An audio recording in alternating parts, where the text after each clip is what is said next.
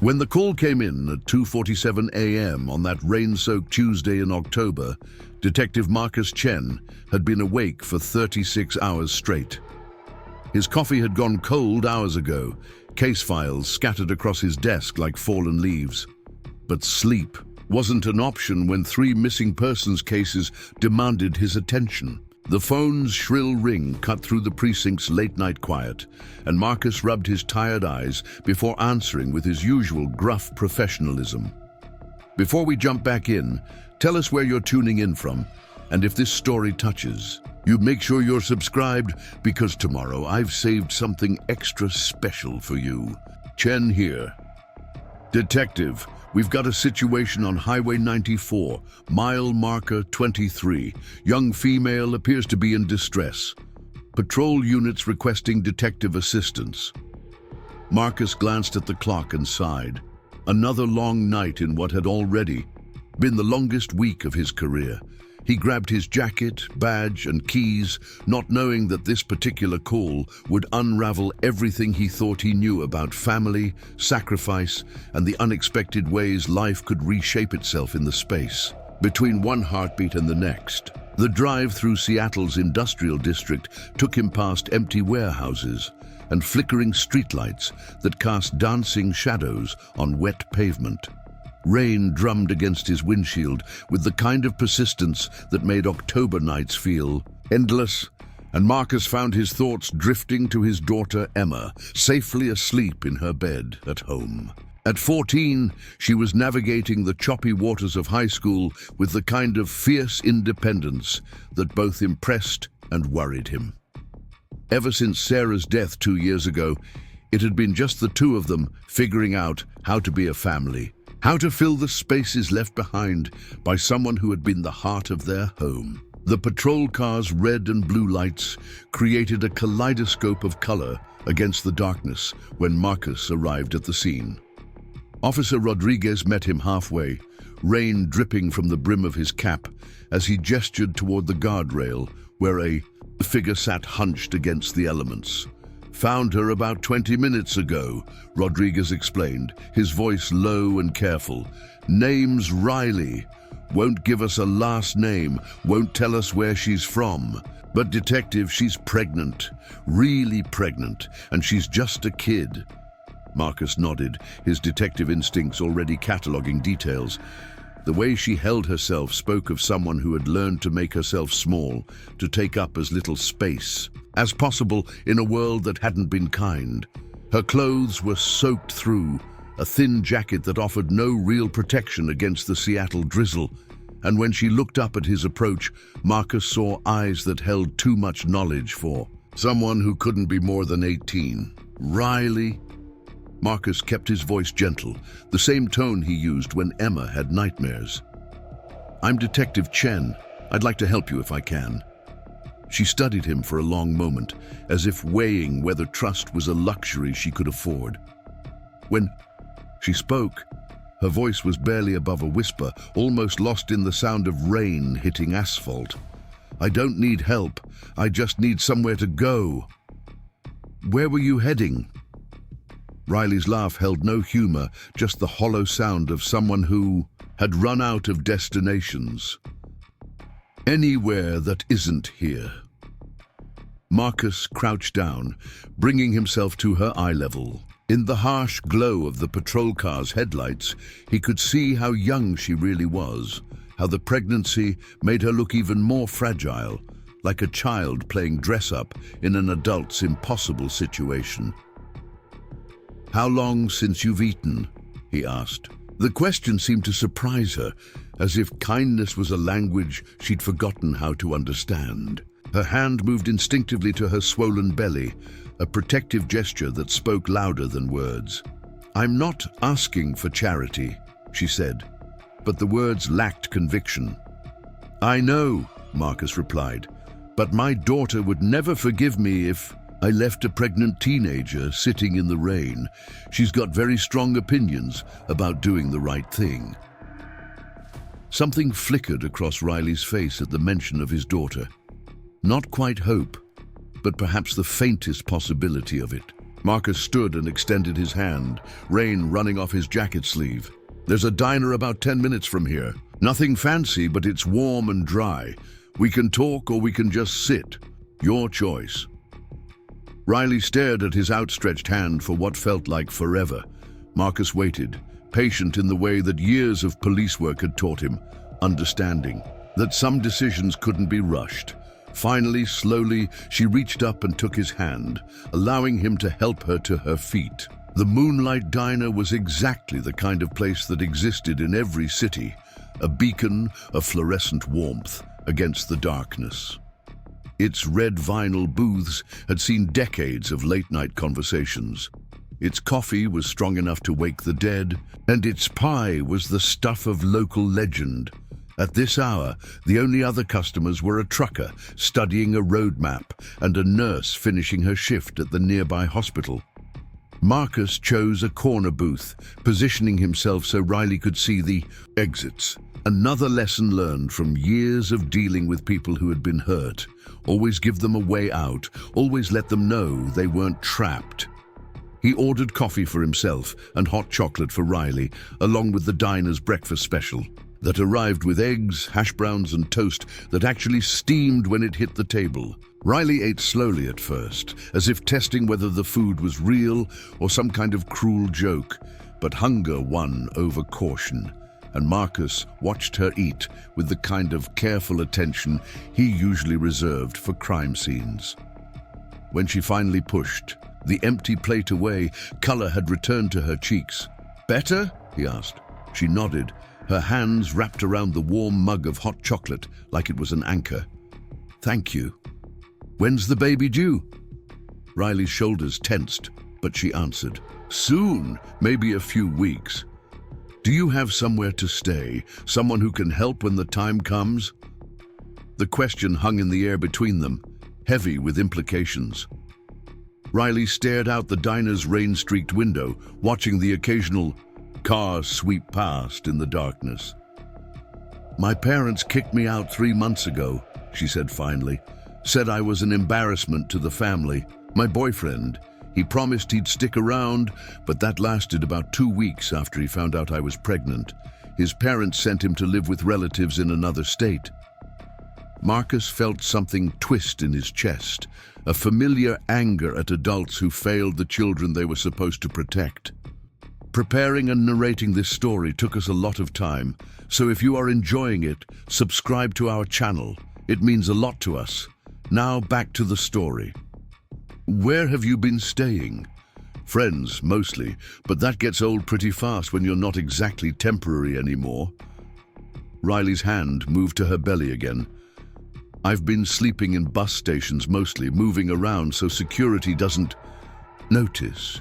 But tonight, I just couldn't anymore. I was so tired and scared, and I thought maybe if I sat by the highway long enough, someone would just solve it for me." The honesty in her voice was devastating. Marcus thought of Emma, safe at home, surrounded by everything she needed. He thought of Sarah, who would have already invited this girl home without a second thought. Some decisions, Sarah used to say, weren't really decisions at all. They were just recognizing what your heart already knew. "I have a guest room," Marcus heard himself say. "It's not much, but it's warm and dry. My daughter Emma, she's 14. She'd probably like having someone around who isn't an old cop who thinks pizza counts as a food group."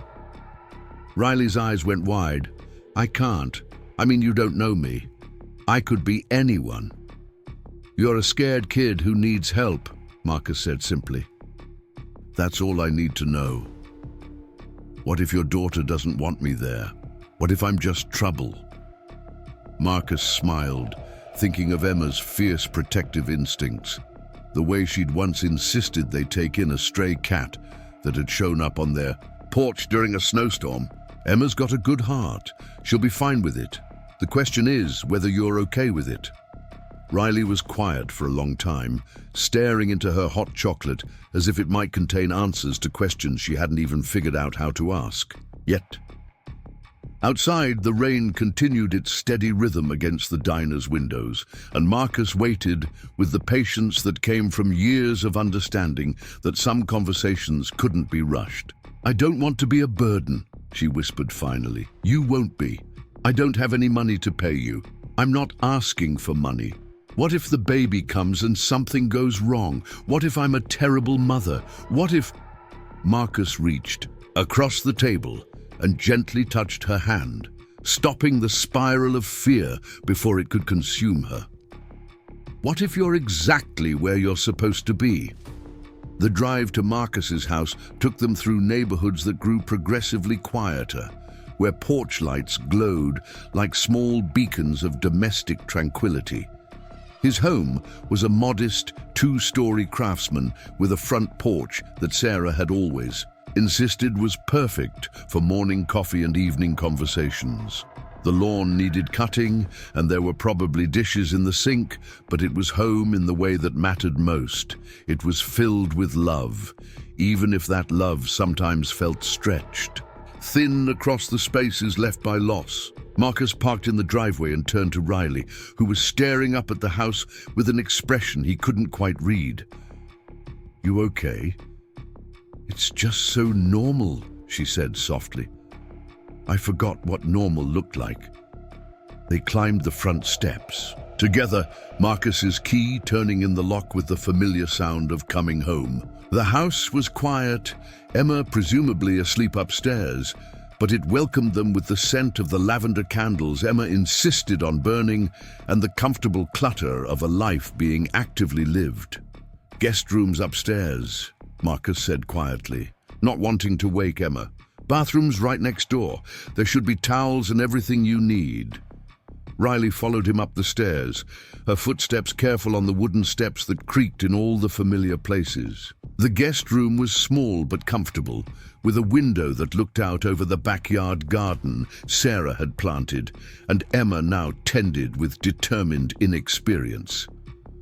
Marcus pulled fresh sheets from the linen closet and made up the bed while Riley stood in the doorway, looking like she couldn't quite believe this was real. "The house gets cold at night," Marcus said, pulling an extra blanket from the closet.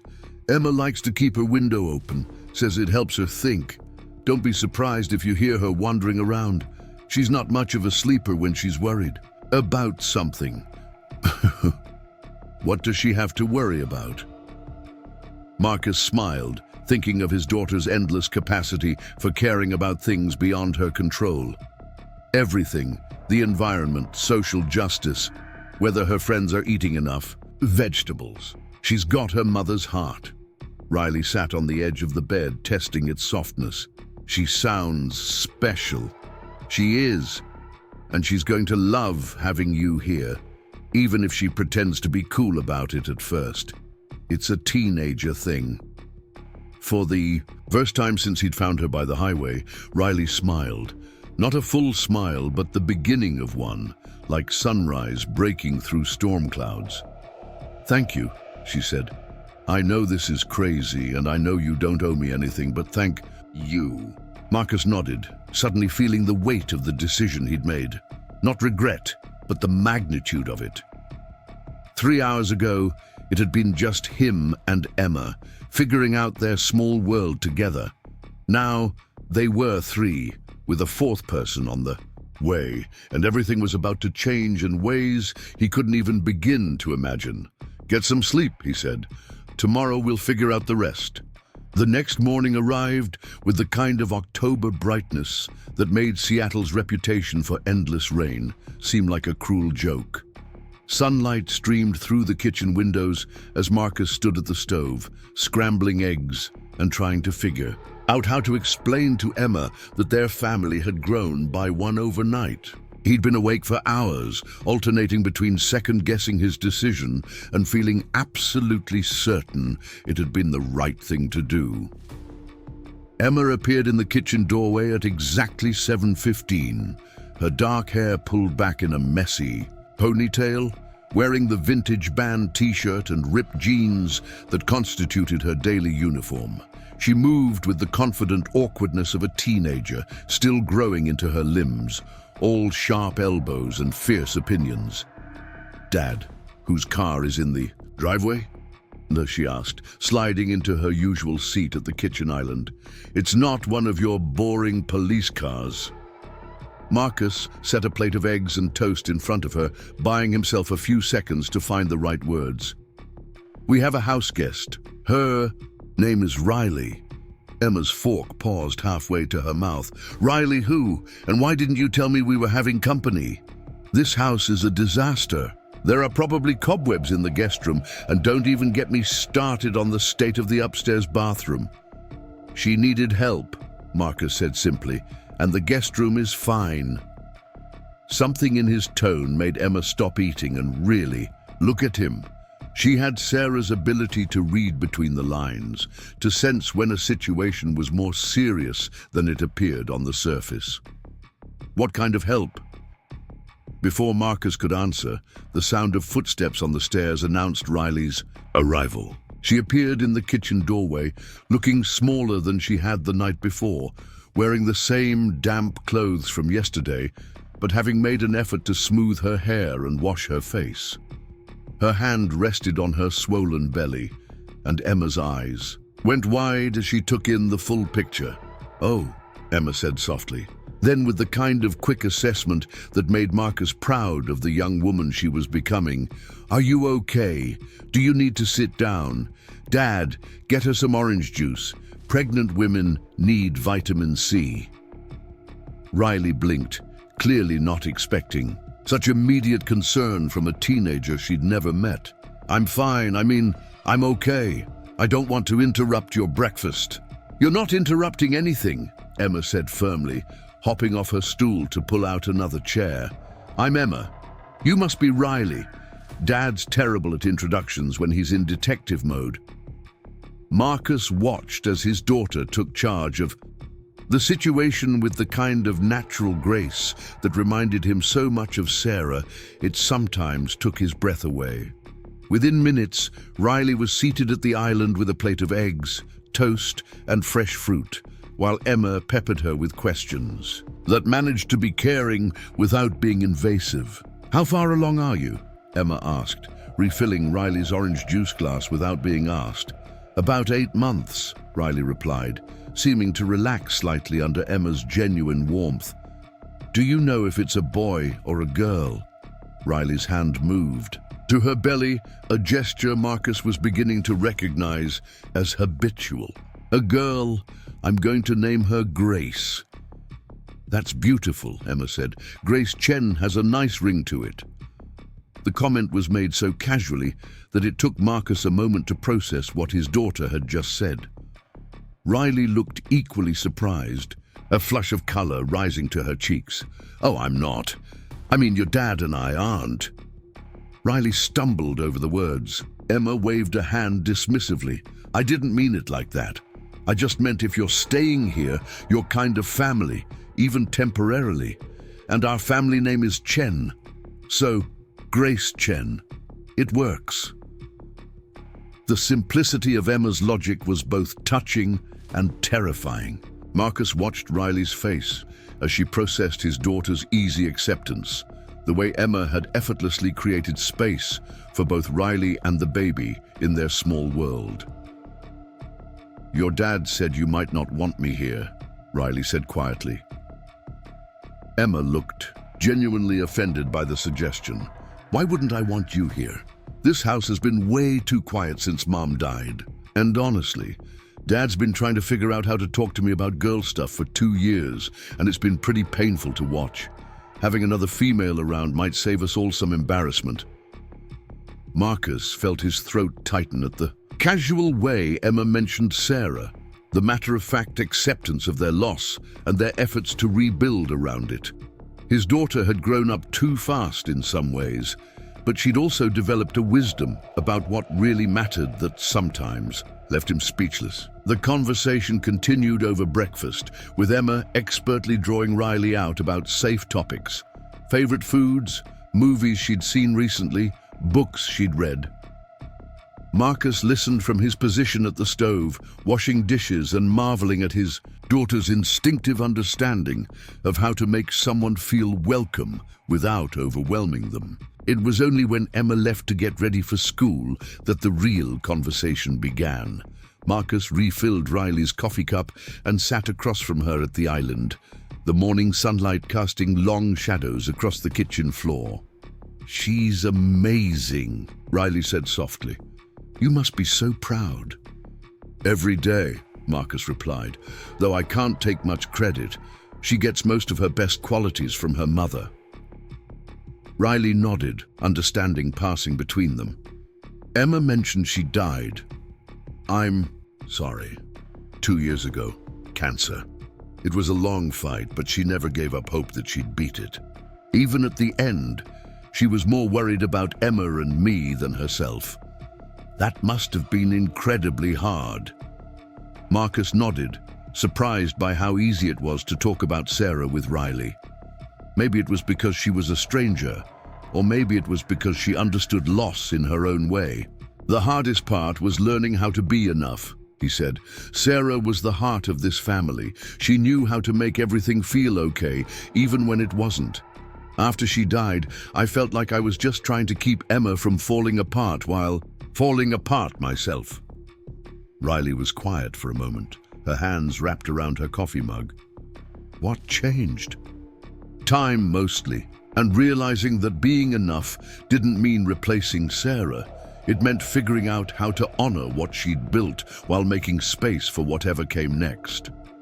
The words hung in the air between them, heavy with implication. Riley stared down at her coffee, and Marcus wondered if he'd said too much, shared more than she was ready to hear. "I'm scared I won't be enough for Grace," she admitted finally.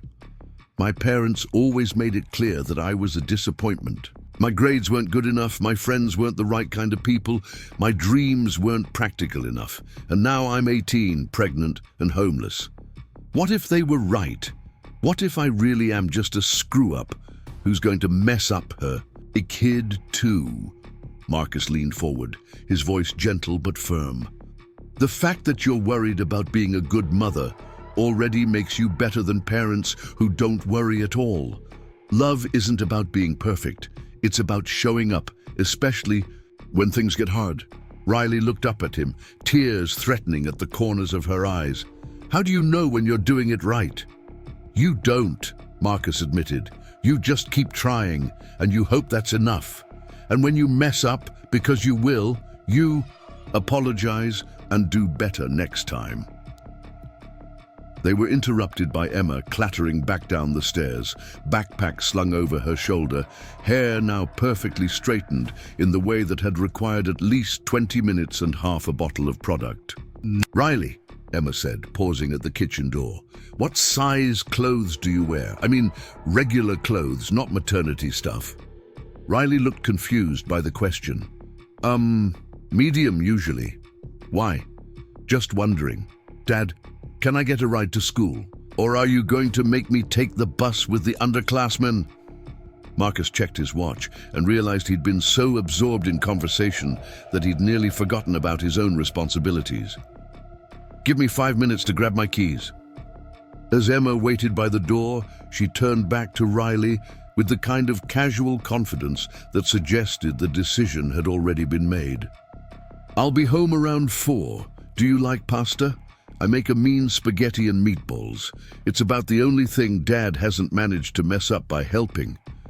Riley smiled, the first genuine smile Marcus had seen from her.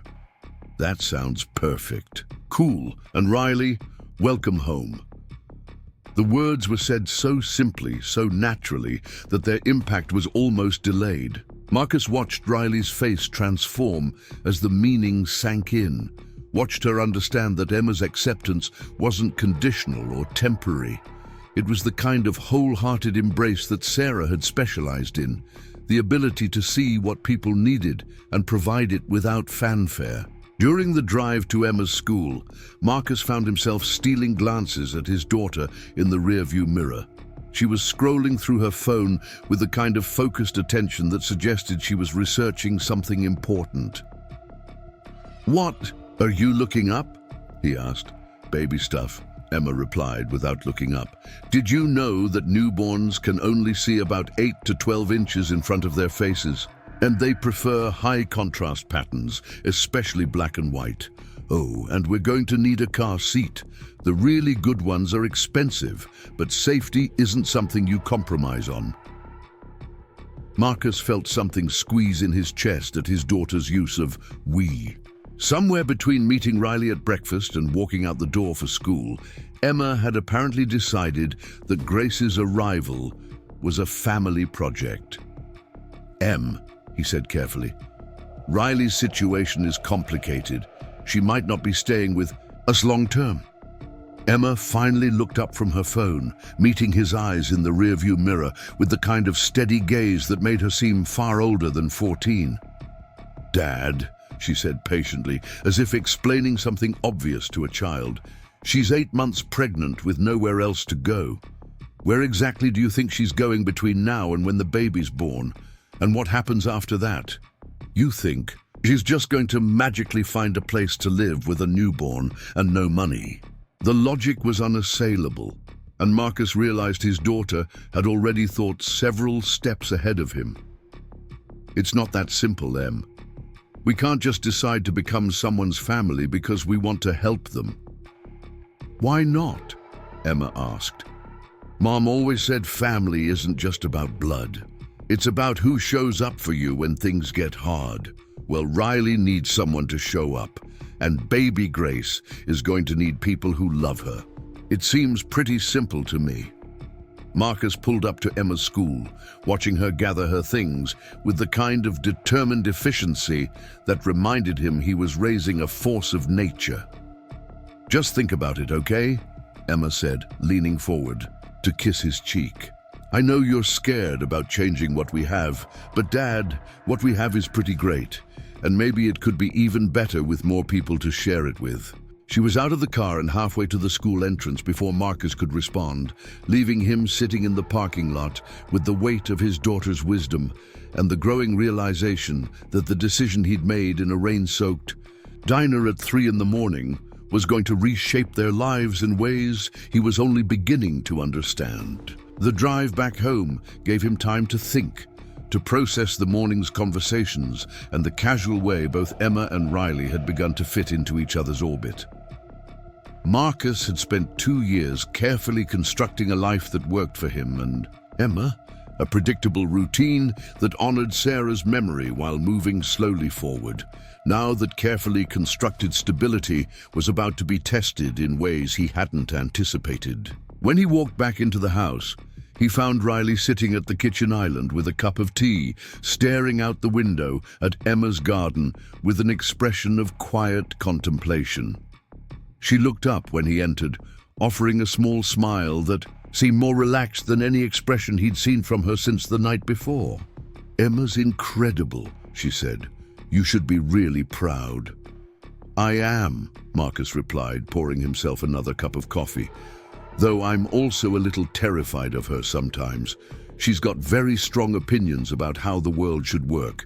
Riley laughed, a soft sound that seemed to surprise her. She reminds me of someone I used to know, my best friend in high school, before everything got complicated. She had that same kind of confidence, like she could fix anything if she just thought about it hard enough. And what happened to her? Life, I guess. Different colleges, different paths. We kept in touch for a while, but then I got pregnant and everything fell apart so fast. I was too embarrassed to tell her what was happening, and by the time I realized I needed help, I didn't know how to ask for it. Marcus sat down across from her, recognizing the weight of regret in her voice. It's not too late, you know. Real friends understand when life gets messy. Riley shook her head. Too much time has passed. Too much has changed. Besides, I'm not the same person I was back then. Maybe that's not necessarily a bad thing. They sat in comfortable silence for a while, the morning sunlight shifting across the kitchen floor as time moved forward. Marcus found himself studying Riley's profile as she gazed out the window, noting the way her hand unconsciously traced circles on her belly, the way her shoulders had begun to relax in the warmth and safety of his home. "Can I ask you something?" Riley said eventually. Marcus nodded. "Why did you help me? I mean, really? You're a cop. You must see people in bad situations all the time. What made you decide to bring me home instead of just dropping me at a shelter or calling social services?" It was a fair question, and one Marcus had been asking himself since he'd made the offer in the diner. He thought about the easy answers, the ones that would make him sound noble and self-sacrificing. But Riley deserved honesty, especially if she was going to be living in his home. "I don't know," he said finally. "Maybe it was because you reminded me of Emma in some way. Not physically, but something about the way you were trying so hard to be brave when you were clearly terrified. Or maybe it was because Sarah always said that life puts people in your path for a reason, and you can either pay attention to those moments or miss them entirely." Riley nodded slowly. "Your wife sounds like she was a wise woman." "She was. She also would have already had you moved into the master bedroom and be planning a baby shower by now. Sarah didn't do anything halfway, especially when it came to taking care of people." "Is that what you're doing? Taking care of me?" Marcus considered the question, aware that his answer would set the tone for whatever came next. "I think we're taking care of each other. You need somewhere safe to have your baby, and Emma and I need to remember that our world is bigger than just our grief." The honesty of his response seemed to settle something for Riley. She nodded, a small smile playing at the corners of her mouth. "Okay," she said simply, "then let's take care of each other." The following weeks settled into a rhythm that surprised Marcus with its naturalness. Riley had been living with them for almost a month now, and what had begun as a temporary arrangement was starting to feel like something more permanent, though none of them had explicitly acknowledged the shift. The house had adapted to accommodate her presence in ways both large and small. Her prenatal vitamins sat next to Emma's morning supplements on the kitchen counter. Her favorite herbal tea had earned its own spot in the cupboard, and the guest room had gradually transformed from a sterile space into something that felt lived in and personal. Marcus found himself adjusting his schedule without really thinking about it. He'd started coming home for lunch more often, telling himself it was to check on Riley, but knowing it was really because he enjoyed their midday conversations. She had a way of listening that reminded him of Sarah, not in the details, but in the quality of attention she gave to whatever he was saying. When he talked about particularly difficult cases, she asked thoughtful questions that helped him work through problems he'd been wrestling with alone. When he mentioned his concerns about Emma's teenage rebellions or academic pressures, Riley offered insights that came from being closer to that age herself, perspectives that bridged the gap between his parental worry and his daughter's lived experience. Emma had thrown herself into the role of big sister with characteristic enthusiasm. She'd cleared out half her closet to make room for maternity clothes she'd somehow acquired through a network of friends, teachers, and neighbors that Marcus was still trying to understand. When he'd asked where all the clothes had come from, Emma had simply shrugged and said, "People want to help when you give them the chance." The response was so typically Emma, so much like something Sarah would have said, that Marcus had felt his throat tighten with pride and loss in equal measure. The two girls had developed their own routines and inside jokes that Marcus observed from the periphery with a mixture of amusement and bewilderment. They spent hours together in the living room, Emma doing homework while Riley read books about pregnancy and childbirth that had mysteriously appeared on the coffee table. They watched cooking shows and attempted to recreate the recipes with varying degrees of success, filling the house with laughter and the occasional smoke alarm. They painted each other's nails in colors that made Marcus wince, but that seemed to represent some kind of teenage female bonding ritual he didn't pretend to understand. Most evenings found them all in the living room after dinner, Emma sprawled on the floor with her laptop, Riley curled on the couch with her ever-present stack of library books, and Marcus in his usual armchair with case files or a novel, depending on how his day had gone. The television might be on in the background, but more often than not, they'd find themselves talking about everything and nothing. Emma would share the latest high school drama, with the kind of detailed analysis that made Marcus grateful he wasn't 14 anymore. Riley would read aloud interesting facts from her pregnancy books, sparking conversations about child development and parenting philosophies that made Marcus realize how much he'd forgotten about those early years with Emma. Sometimes Sarah's absence felt heavier during these moments when the domestic harmony reminded him of what they'd lost. But increasingly, he found himself thinking less about the empty space where his wife should have been, and more about the unexpected fullness that Riley's presence had brought to their lives. It wasn't replacement exactly, but rather a different kind of completeness, one that honored what had been while making room for what was becoming. Riley had begun to talk more about her life before, sharing stories that painted a picture of a young woman who had been carrying far more responsibility than anyone her age should have to bear. Her parents had divorced when she was 12, and she'd spent her teenage years shuttling between two households that were more focused on their own drama than on providing stability for their daughter. She'd worked part-time jobs throughout high school to save money for college, maintaining honor roll grades while managing a schedule that would have exhausted most adults. The pregnancy had been an accident, the result of a relationship with a college boyfriend who had seemed mature and responsible until the moment he needed to actually be those things. When she'd told her parents, both households had reacted with disappointment and anger rather than support. Her mother had been more concerned about what the neighbors would think than about her daughter's well-being. Her father had simply stopped taking her calls altogether. By the time she'd realized she was truly on her own, she was too far along to consider options that might have been available earlier, and too proud to seek help from friends who she felt had already grown beyond her circumstances. Marcus listened to these stories with the kind of controlled anger that came from years of police work, the ability to remain professional while internally cataloging all the ways the adults in Riley's life had failed her. But he also heard something else in her voice when she talked about those difficult months, a quiet determination that spoke to a strength she didn't seem to recognize in herself. She had survived situations that would have broken many people, had made choices that prioritized her unborn child over her own comfort, had kept moving forward even when forward seemed impossible. Emma's response to these revelations was characteristically direct. "Your parents are idiots," she announced one evening after Riley had shared a particularly painful story about her mother's reaction to the pregnancy.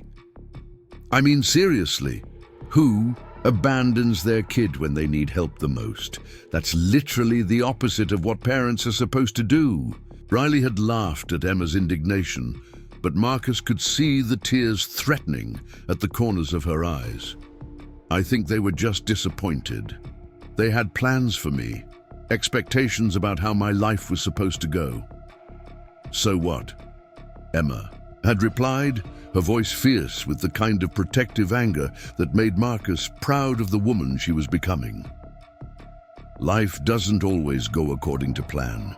That doesn't mean you just give up on the people you love. Mom used to say that love isn't something you feel, it's something you do. And what your parents did wasn't love."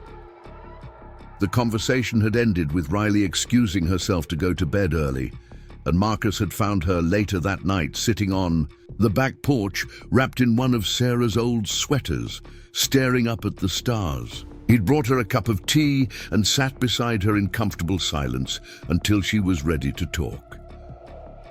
"Emma's right," she'd said finally, "about my parents. I've been making excuses for them because it's easier than admitting that they really did just abandon me when things got difficult. It's hard to accept that people we love aren't capable of loving us the way we need them to, Marcus had replied. I see it in my work all the time. People who keep waiting for parents or partners or friends to become the people they need them to be, instead of accepting who they actually are. Riley had nodded, her hand resting on her belly where the baby was moving restlessly. I keep thinking about what kind of mother I want to be for Grace, and I know I don't want to be the kind of parent who makes their love conditional on their child's choices. You won't be, Marcus had said with certainty. The fact that you're thinking about it already means you're going to be different. How can you be so sure? Marcus had considered the question, watching the way Riley's hands moved gently over her belly, the unconscious tenderness in the gesture. Because I've watched you for weeks now. I've seen how you talk to her, even before she's born. I've seen how you light up when she moves, how you sing to her when you think no one's listening. I've seen how you fit into this family, how you've made Emma feel important and needed and heard. Those aren't things you can fake, Riley. They're who you are. The conversation had marked a turning point in their relationship, a shift from the careful politeness of house guest and host to something deeper and more honest. Riley began to ask Marcus about his own parenting experiences, seeking advice about everything from sleep schedules to discipline strategies. She wanted to know about Sarah, about how they'd navigated the challenges of raising Emma, about the mistakes they'd made and the lessons they'd learned. Marcus found himself sharing stories he hadn't told anyone since Sarah's death. Memories that had felt too precious and too painful to voice. He told Riley about Emma's first steps, how she'd taken them not toward him or Sarah, but toward the family cat, determined to catch the elusive creature that had been taunting her for months. He shared the story of the great finger-painting disaster of Emma's third birthday, when what was supposed to be a fun afternoon activity had resulted in every surface of the kitchen being decorated in washable paint. He talked about the night Emma had been born, how Sarah had insisted on playing classical music during labor because she wanted their daughter's first soundtrack to be something beautiful. Riley absorbed these stories with the kind of hungry attention of someone who was trying to build a blueprint for her own future. She asked questions about the practical aspects of parenting, but also about the emotional ones. How did you know when to be firm and when to be flexible? How did you balance protecting your child with letting them learn from their own mistakes? How did you maintain your own identity while being completely responsible for another person's well-being? Marcus answered as honestly as he could, sharing not just the successes, but the failures, the moments when he and Sarah had argued about parenting decisions, the times when they'd been completely wrong about what Emma needed. He talked about the learning curve that came with being responsible for another person's life, how parenthood was less about having all the answers and more about being willing to figure things out as you went along. These conversations usually happened in the evenings after Emma had gone to bed, when the house was quiet and the day's responsibilities had been fulfilled. Marcus found himself looking forward to these talks, to the way Riley challenged his assumptions and offered perspectives he hadn't considered. She had a way of asking questions that made him think more deeply about his own experiences. That helped him understand his relationship with Emma in new ways. One evening, as they sat in the living room discussing sleep training philosophies, Emma had wandered downstairs for a glass of water and found them deep in conversation about the merits of different parenting approaches. Instead of interrupting, she'd curled up on the couch next to Riley and listened with the kind of focused attention she usually reserved for her favorite television shows. "You know," Emma had said during a pause in the conversation, "it's kind of cool having someone ask Dad about this stuff. I mean, I love hearing stories about when I was little, but it's different when it's for someone who's actually going to use the information."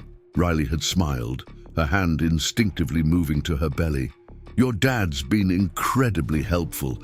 I feel like I'm getting a crash course in parenting from someone who actually knows what he's talking about."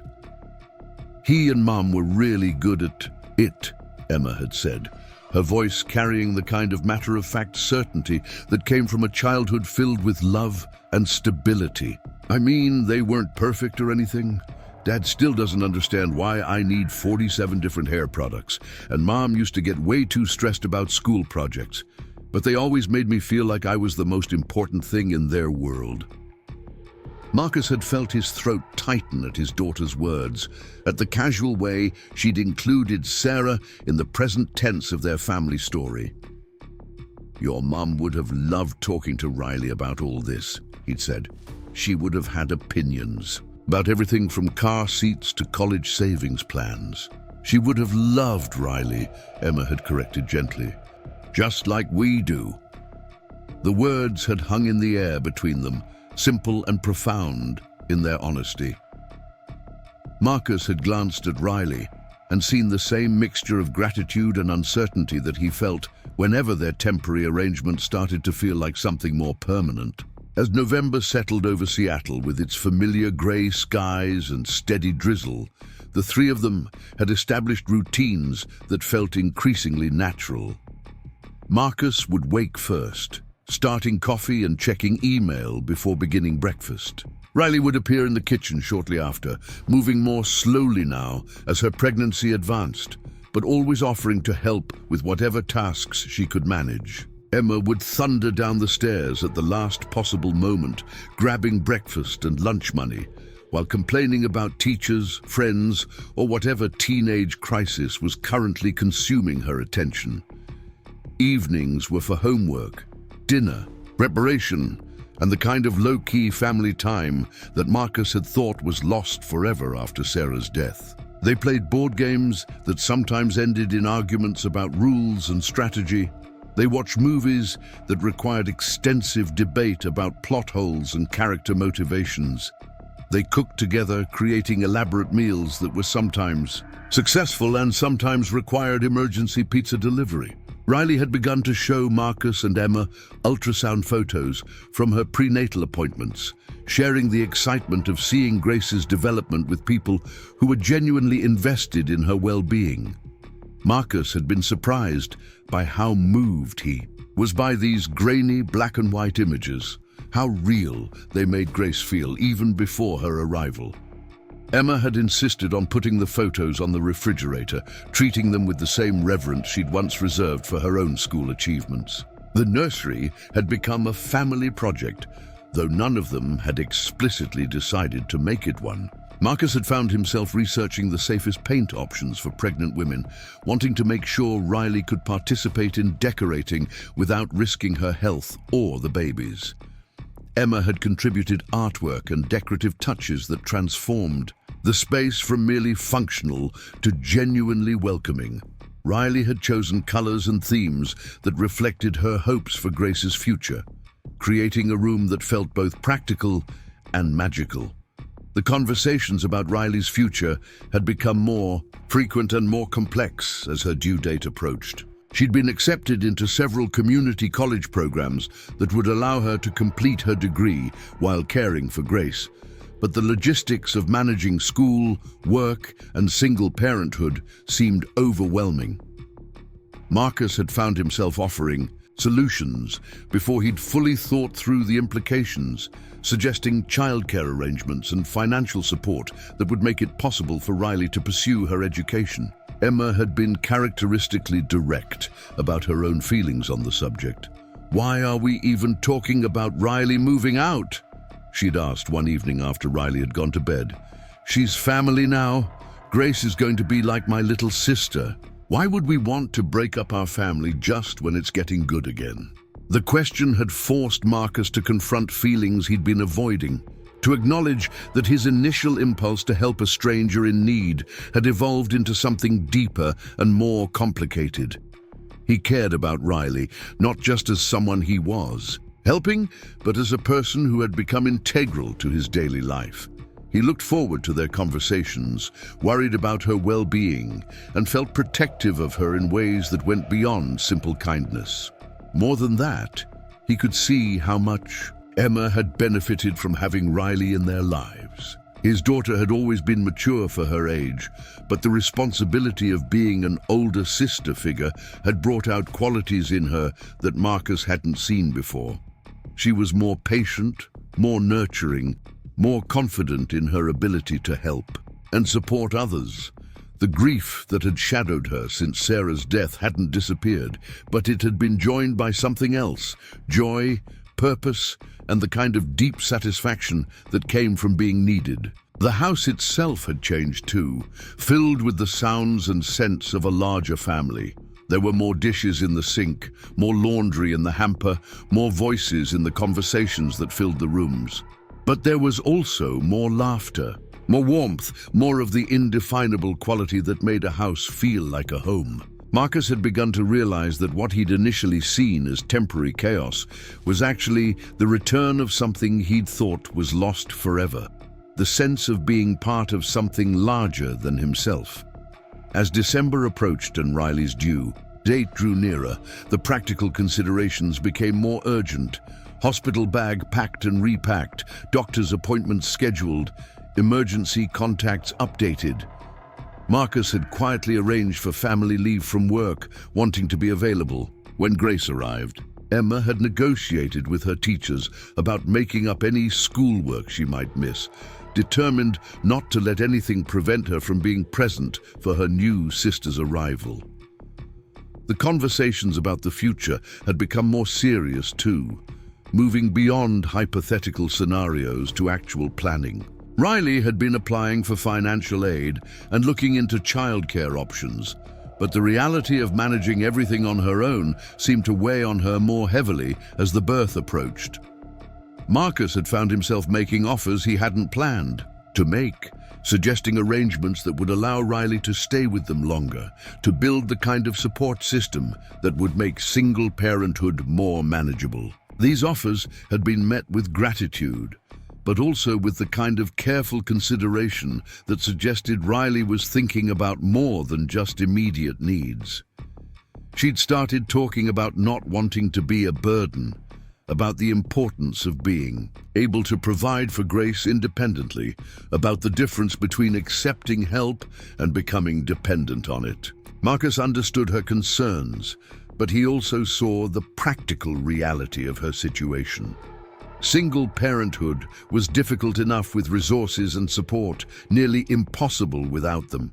He'd seen too many cases of young mothers who'd struggled, alone, who'd made choices out of desperation rather than hope. He didn't want that for Riley, and he certainly didn't want it for Grace. Emma had been less diplomatic in her assessment of Riley's concerns about independence. Being independent doesn't mean doing everything by yourself, she'd argued during one of their family dinners. It means making smart choices about who to trust and when to accept help. And we're not just anyone, Riley, we're your family. The word family had become more common in their conversations, used with increasing naturalness by all three of them. Marcus had noticed how Riley's face lit up when Emma used it, how she'd begun to refer to Marcus and Emma as "my family" when talking to doctors or neighbors. The shift had been gradual but undeniable, a recognition that the bonds between them had grown beyond the original circumstances that had brought them together. As Riley's pregnancy entered its final weeks, the house had taken on an air of expectant preparation. The nursery was complete, the hospital bag sat ready by the door, and everyone had memorized the route to the maternity ward. But more than the practical preparations, there was an emotional readiness that Marcus recognized from his own experience as an expectant father. The sense that their lives were about to change in ways both wonderful and terrifying, that they were about to welcome someone who would reshape their understanding of what family could be. The conversations about Riley's future had evolved too, moving from questions about where she would live to discussions about how they would navigate the challenges of raising Grace together. Marcus had found himself thinking about school districts and college savings plans, about the kind of life he wanted to help create for this child who wasn't biologically his, but who already felt like his responsibility.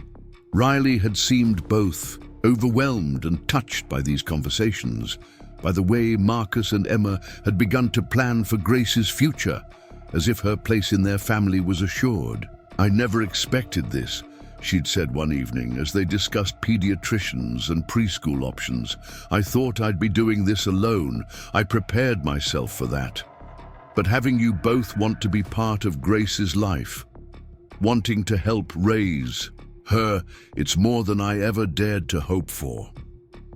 Marcus had looked at her then, at this young woman who had arrived in their lives broken and scared, but who had somehow helped heal wounds he hadn't even realized were still bleeding. "You're not doing this alone," he'd said. "You never have to do this alone again."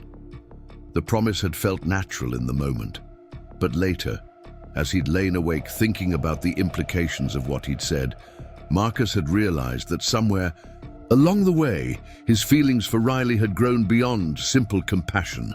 He cared about her happiness, worried about her well-being, and felt protective of her in ways that went beyond their original arrangement. The realization had been both thrilling and terrifying, forcing him to confront the possibility that his heart might be ready for something he hadn't expected to want again. As winter settled over Seattle and Grace's arrival drew near, Marcus found himself thinking about the future with a mixture of anticipation and uncertainty. The life he'd carefully constructed for himself and Emma was about to expand in ways he couldn't fully predict, but for the first time since Sarah's death, the unknown felt like possibility rather than threat. Whatever came next, they would face it together, this unlikely family that had formed in the space between loss and hope, between what was and what could be. The first contraction hit Riley at 3:15 on a Tuesday morning in mid-December, jolting her awake with a pain so intense she initially thought something was wrong with the baby. She lay still for several minutes, breathing through the discomfort and trying to remember everything she'd read about early labor. The books had all said first babies usually took their time, that she'd have hours to prepare, to pack last-minute items, to call the doctor and make her way calmly to the hospital. Grace, it seemed, had other plans. By the time Riley managed to make her way downstairs to wake Marcus, the contractions were coming every 6 minutes with a regularity that suggested this was not false labor. She found him asleep in his armchair, case files scattered across his lap where he'd fallen asleep working. The sight of him there, vulnerable in sleep, reminded her of all the nights over the past few months when she'd come downstairs for water or tea and found him in the same position, working late into the night to ensure his cases received the attention they deserved. "Marcus," she whispered, gently touching his shoulder. "Marcus, I think it's time."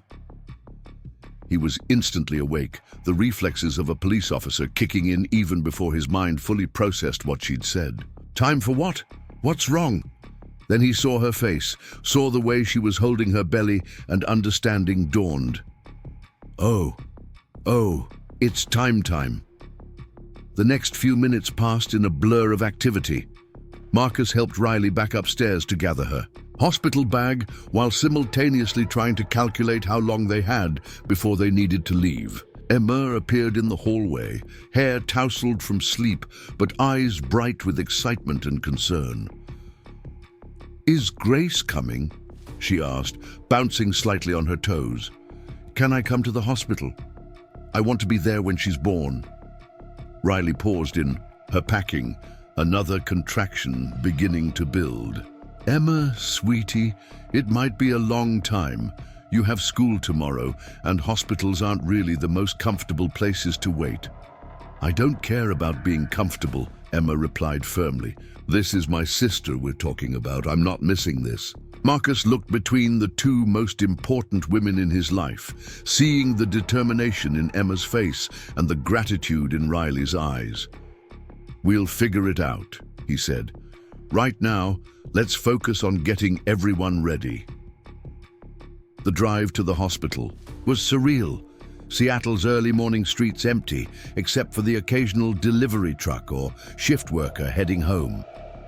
Riley sat in the passenger seat, breathing through contractions while Marcus navigated the familiar route they'd practiced. Several times over the past few weeks, Emma chattered from the back seat, her nervous energy filling the car with a constant stream of questions and observations. "Did you know that babies born in December are statistically more likely to become doctors?" Emma said, clearly trying to distract herself as much as Riley and December babies are also supposed to be really organized and ambitious. "Grace is going to be amazing." Riley smiled despite the pain, reached back to squeeze Emma's hand. "She's going to be amazing because she's going to have the best big sister in the world." The maternity ward at Seattle General was quieter than Marcus had expected, the hallways dimly lit and peaceful. The nurse who checked them in was kind but efficient, getting Riley settled into a labor room while Marcus handled the paperwork, and Emma claimed a chair in the corner where she could observe everything without getting in the way. The first few hours passed slowly, punctuated by visits from nurses, checking Riley's progress and adjusting her monitors. Marcus found himself remembering Emma's birth, how different it had been with Sarah. They'd been so young then, barely out of college, overwhelmed by the magnitude of what they were about to undertake. But they'd had each other, had faced the unknown together with the kind of blind confidence that came from believing love could conquer anything. Now, watching Riley labor to bring Grace into the world, Marcus felt the weight of responsibility in a different way. Riley was facing this with remarkable courage, but she was also essentially alone in a way that Sarah had never been. Yes, he and Emma were there, but Riley didn't have a partner to share the fear and excitement, didn't have someone whose DNA this child carried, didn't have the security of knowing that no matter what happened, she wouldn't have to raise this baby alone. Except she did have that security, Marcus realized. Maybe not in the traditional sense, but Riley had built a family around herself and Grace that was as real and committed as any biological connection. The thought both humbled and terrified him, the recognition that somewhere along the way he'd become responsible not just for helping Riley through the birth, but for being part of Grace's life in whatever way she would allow. As the morning progressed and Riley's labor intensified, Marcus found himself thinking about Sarah more than he had in months, not with the sharp pain of early grief, but with a kind of wistful gratitude. Sarah would have loved this, would have been in her element helping Riley through the physical and emotional challenges of childbirth. She would have known exactly what to say, exactly how to provide comfort without being overwhelming. Marcus was doing his best, holding Riley's hand through contractions, helping her change positions when the pain became too intense, advocating with the nurses when she needed additional support. But he felt acutely aware of his limitations, of the ways his presence couldn't quite fill all the spaces that should have been occupied by Riley's own family. Emma, surprisingly, seemed to have no such limitations. She moved between the chair and Riley's bedside with the kind of intuitive understanding that amazed Marcus. When Riley needed ice chips, Emma was there with a cup. When the hospital gown kept slipping off Riley's shoulder, Emma adjusted it without being asked. When Riley needed distraction from the pain, Emma told stories about school and friends and her plans for showing Grace all her favorite places in Seattle. "I'm going to teach her to ride a bike in Discovery Park," Emma said during one particularly intense contraction. "And we'll go to Pike Place Market and watch them throw the fish. Oh, and the waterfront, definitely the waterfront. Grace is going to love the ferry rides." Riley managed to smile even through the pain. "She's lucky to have you planning her childhood already." "We all are," Marcus said quietly, and meant it. The doctor arrived around noon, a calm woman in her 50s who reminded Marcus of Sarah's own obstetrician. Dr. Martinez examined Riley and announced that she was progressing well, that Grace would likely arrive within the next few hours. The news was both exciting and terrifying, the confirmation that their lives were about to change in ways both wonderful and irreversible. "Are you ready to meet your daughter?" Dr. Martinez asked Riley, who nodded through tears that were part pain, part anticipation, part overwhelming gratitude. "We're ready," Riley replied, and Marcus felt his heart catch at her use of the plural pronoun, at the way she'd included him and Emma in this most intimate of moments. The next phase of labor was intense in ways that Marcus's memories of Emma's birth hadn't prepared him for. Maybe it was because he was more aware now of all the things that could go wrong. Or maybe it was because his feelings for Riley had made him more emotionally invested in the outcome. Either way, watching her work through the pain of bringing Grace into the world was both humbling and terrifying. Emma proved to be an unexpected source of strength during this phase, her teenage confidence translating into a kind of steady presence that seemed to calm everyone in the room. She held Riley's other hand, coached her through breathing exercises she'd learned from watching online videos, and provided a constant stream of encouragement that was both heartfelt and practical. "You're doing so great, Riley," Emma said as another contraction peaked. "Grace is almost here. She's going to be so lucky to have you as her mom." Marcus watched his daughter during these moments and felt a surge of pride that was almost overwhelming.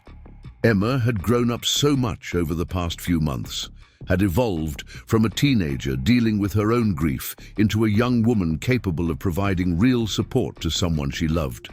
The transformation had been gradual but undeniable, and Marcus realized that Riley's presence in their lives had been as healing for Emma as it had been for him. When the moment finally came for Grace to make her entrance into the world, Marcus found himself holding his breath along with everyone else in the room.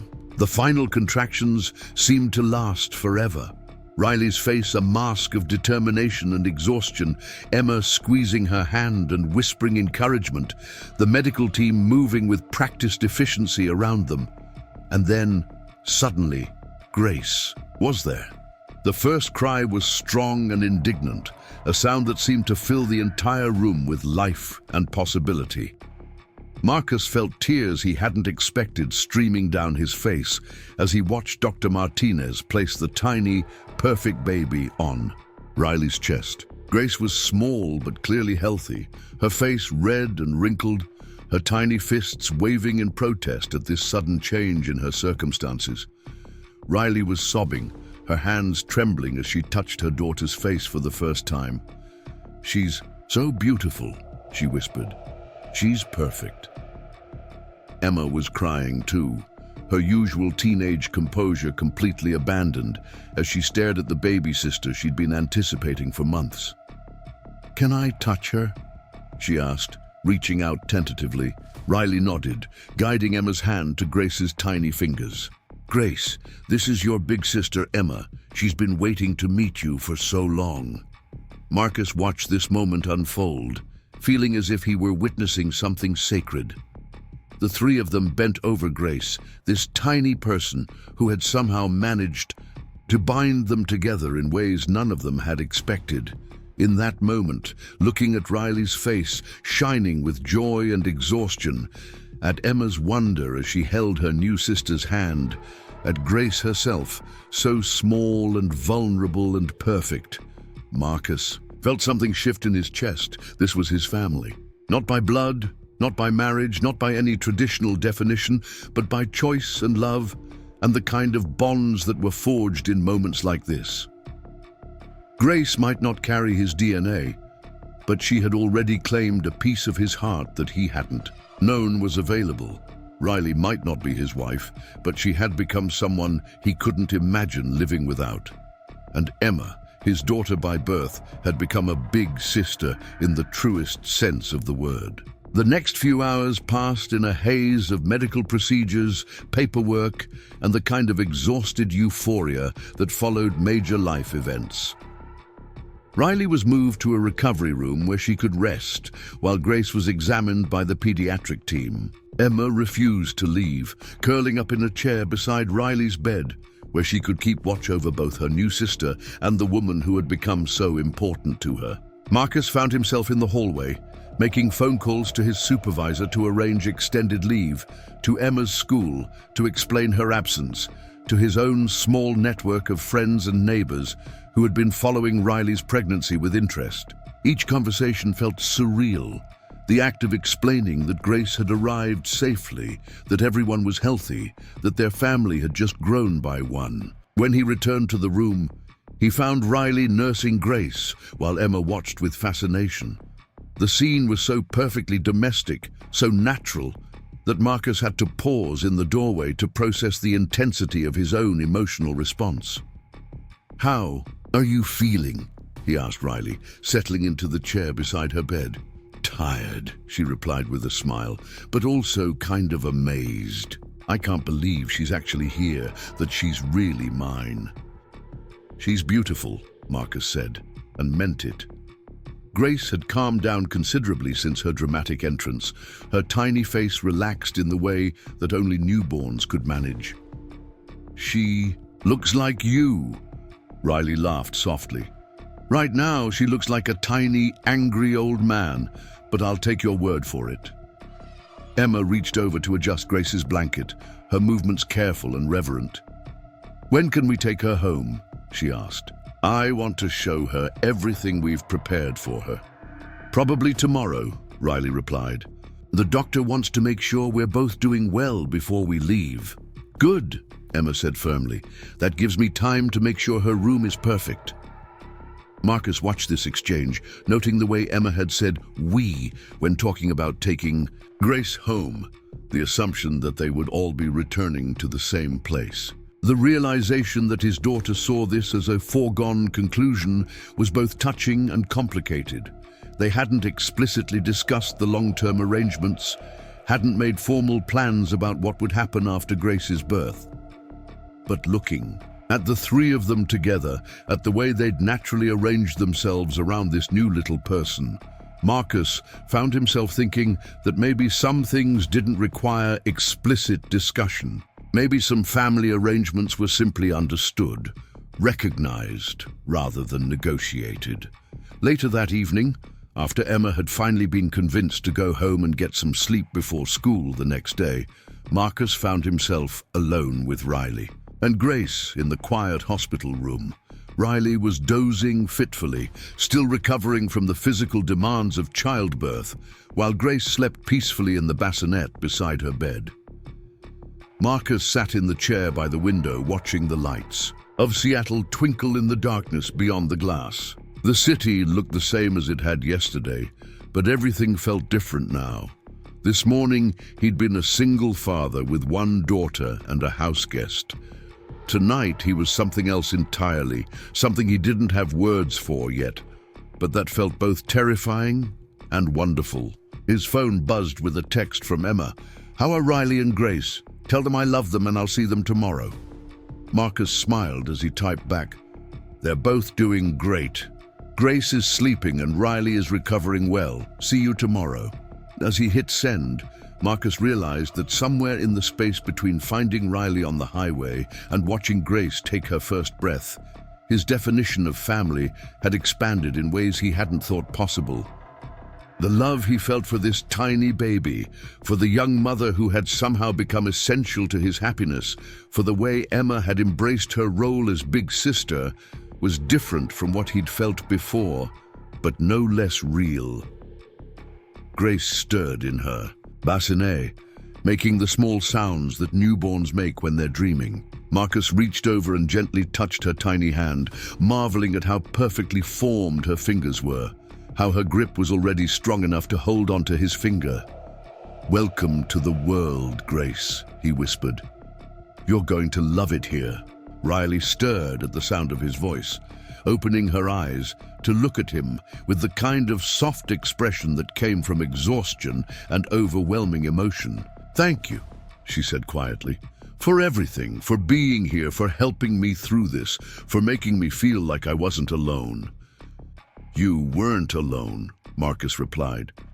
"You never have to be alone again." The promise hung in the air between them, simple and profound. Marcus realized as he said it that he meant it completely, that somewhere along the way, his feelings for Riley had evolved beyond simple compassion or even deep friendship. He loved her, loved the way she'd found strength he didn't know she possessed, loved the way she'd brought joy back into his and Emma's lives, loved the way she'd made their house feel like a home again. Riley seemed to understand the weight of what he'd said, the implications that went beyond the immediate moment. She reached for his hand, threading her fingers through his with the kind of natural gesture that suggested she'd been wanting to do it for a while. "I love you," she said, the words simple and clear. "I love you and Emma, and this life we've built together. I never expected to find family like this, but I can't imagine my life without you now." Marcus squeezed her hand, feeling his heart expand with the kind of joy he'd thought was lost forever. "I love you too," he replied. "All of you. This whole complicated, wonderful family we've accidentally created." Grace chose that moment to wake up, her small cry filling the quiet room. Riley shifted to lift her daughter, and Marcus helped adjust the pillows so she could feed her comfortably. As he watched them together, this woman he loved and the child who had already claimed his heart, Marcus felt the pieces of his life rearranging themselves into something new and beautiful. The future was still uncertain, full of challenges and adjustments and the kind of daily negotiations that came with blending lives and raising children. But for the first time since Sarah's death, Marcus felt ready for whatever came next. He had his family, expanded and redefined, but stronger than ever, and that was enough to face anything. As the night deepened and Seattle settled into quiet around them, the three of them sat together in the soft light of the hospital room, beginning the first night of what would become their new normal. Grace fed and slept. Riley dozed between feedings, and Marcus kept watch over them both, this unlikely family that had found each other in the space between loss and hope. Tomorrow they would go home, would begin the process of figuring out how to be a family of 4 instead of 3.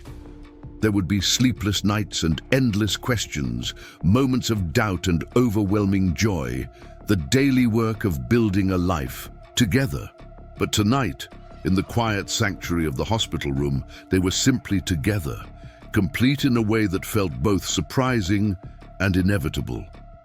Marcus looked out the window at the city lights, then back at Riley and Grace, and felt a profound sense of gratitude for the twists of fate that had brought them all together. Sometimes the most important journeys were the ones you never planned to take, and sometimes the most precious gifts came disguised as crises that forced you to discover strength you didn't know you possessed.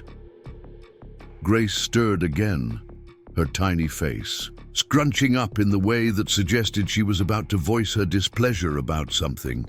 Riley shifted to accommodate her, and Marcus reached over to help, their movements already beginning to develop the kind of coordination that came from shared purpose.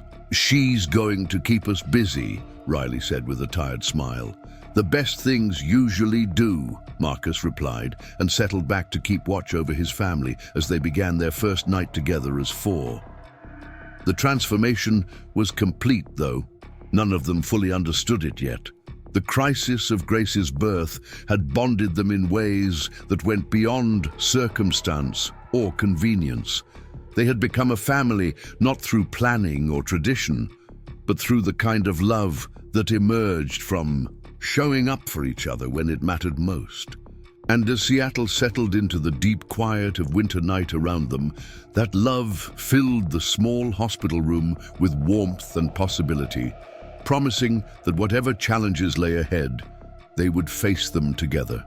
The envelope arrived on a Thursday morning in late March, just as the Seattle rain was finally giving way to the tentative promise of spring.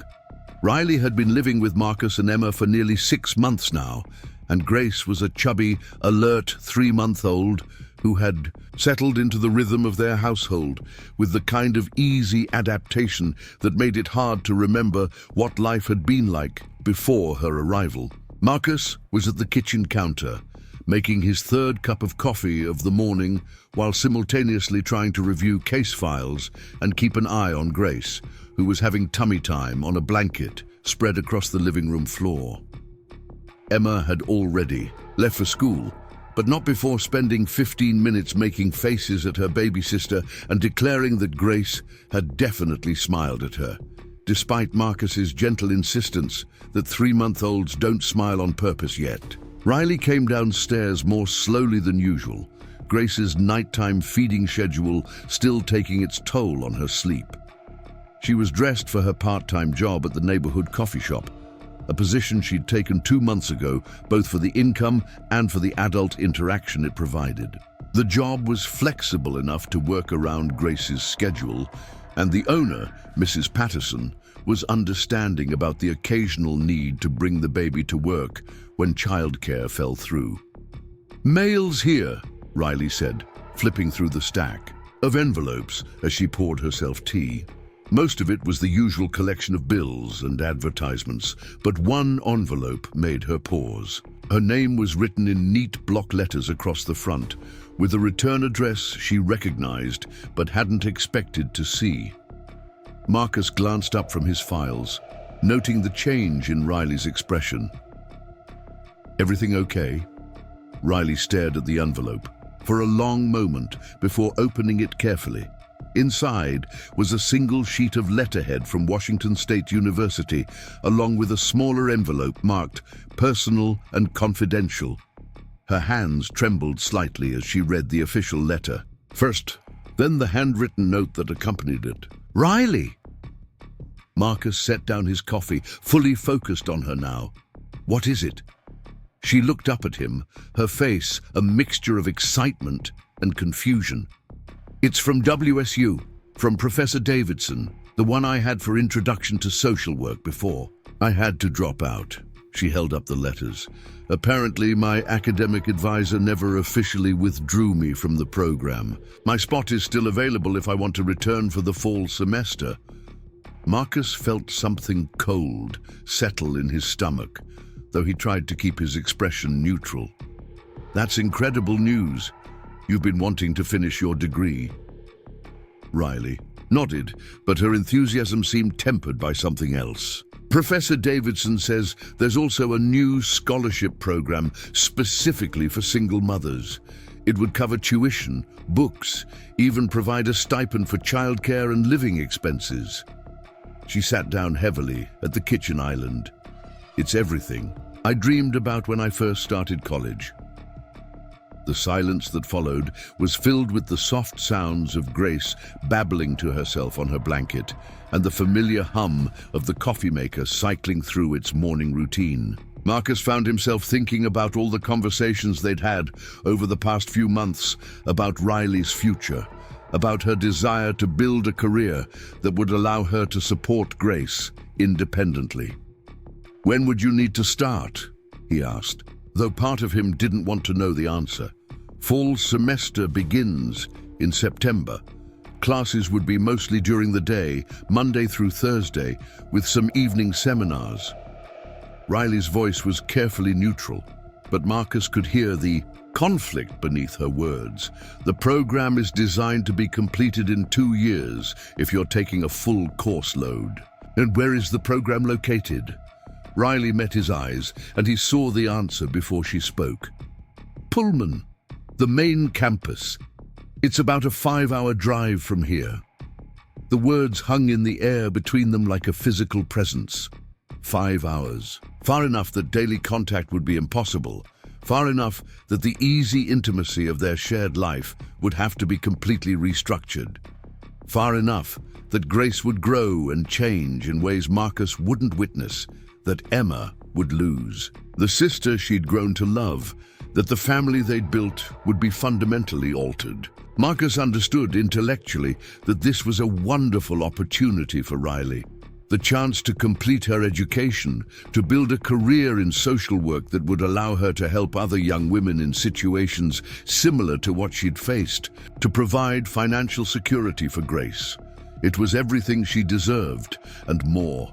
Emotionally, however, the thought of Riley and Grace leaving felt like losing his family all over again. "You have to take it," he said, the words coming out more forcefully than he'd intended. "This is exactly what you've been working toward." Riley studied his face, clearly hearing something in his tone that contradicted his words. It would mean leaving Seattle, leaving you and Emma. We'll figure it out. Video calls, visits when we can manage them. Emma's old enough to understand that sometimes people have to make choices that are good for their future, even when they're difficult in the present. Even as he said the words, Marcus knew how inadequate they sounded. Video calls couldn't replace the daily routines they'd established. The way Emma sang to Grace every morning before school, the way Riley's presence had made their house feel complete again. Visits would be precious but infrequent, structured around academic calendars and work schedules rather than the natural flow of family life. Riley was quiet for a long moment, looking down at the letters in her hands. I need to think about this. The deadline for accepting the scholarship is next month, so I have some time. What's to think about? Marcus asked, hating himself for the question, even as he asked it. This is your future, Riley. Your career, your independence, your ability to provide the kind of life you want for Grace. My life is here, she said quietly, with you and Emma. We've built something together, something I never expected to have. Leaving that behind, even for something as important as finishing my degree, feels like giving up the best thing that's ever happened to me. Marcus felt his heart break a little at her words, at the genuine conflict he could see in her face. He understood her dilemma because he felt it too.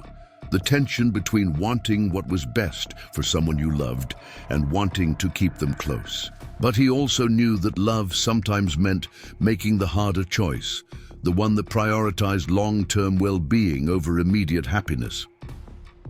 Riley, he said gently, you're 19 years old. You have a brilliant mind and a passion for helping people. This scholarship, this program, it's your chance to build the kind of life that will serve you and Grace for decades to come. I can't be the reason you give that up. She looked up at him then, tears threatening at the corners of her eyes. What if I don't want to build that life without you? What if the family we've created here is more important to me than any career? The conversation was interrupted by Grace's increasingly insistent fussing from her spot on the living room floor. Riley got up to tend to her, lifting the baby with the practiced ease that had developed over months of round-the-clock care. Marcus watched as she settled into the rocking chair they'd placed by the front window, Grace immediately calming in her mother's arms. The sight of them together, bathed in the soft morning light filtering through the curtains, filled Marcus with a profound sense of loss for something that hadn't even ended yet. This was his morning routine now, watching Riley care for Grace while he finished his coffee and prepared for his day. The thought of mornings without them, of coming home to a house that would feel empty despite Emma's presence, was almost unbearable. But Marcus had learned enough about love and loss to understand that sometimes the most loving thing you could do for someone was to let them go, even when everything in you wanted to hold on. When Emma came home from school that afternoon, she immediately sensed the tension in the house. Grace was napping upstairs, Riley was at work, and Marcus was sitting at the kitchen table staring at the WSU letters with the kind of intense focus usually reserved for difficult cases. "What's wrong?" Emma asked, dropping her backpack by the door with her usual lack of concern for tidiness. "You look like someone died." Marcus looked up at his daughter, this remarkable young woman who had embraced her role as big sister with such enthusiasm and grace. How was he supposed to explain that the family they'd all grown to love was about to change in ways that would affect all of them? "Riley got some news today," he said carefully. "Good news, actually. She's been offered a scholarship to finish her degree." Emma's face lit up immediately. "That's amazing. She's been talking about wanting to go back to school forever. When does she start? Will she be able to take classes here in Seattle?" Marcus felt his throat tighten. The program is at WSU in Pullman. She'd have to move there for 2 years to complete her degree. The excitement on Emma's face faded as the implications sank in. Move there? Like, live there? What about Grace? What about us? She hasn't made a decision yet, Marcus said. But Emma, this is a huge opportunity for her. The kind of chance that could change her entire future. Emma sat down heavily in the chair across from him, her expression cycling through disbelief, anger, and hurt. So she's just going to leave after everything we've been through together? After becoming a family? It's not that simple, Marcus said, though he understood his daughter's emotional response because he felt it too. Riley loves us, but she also has to think about what's best for Grace in the long run.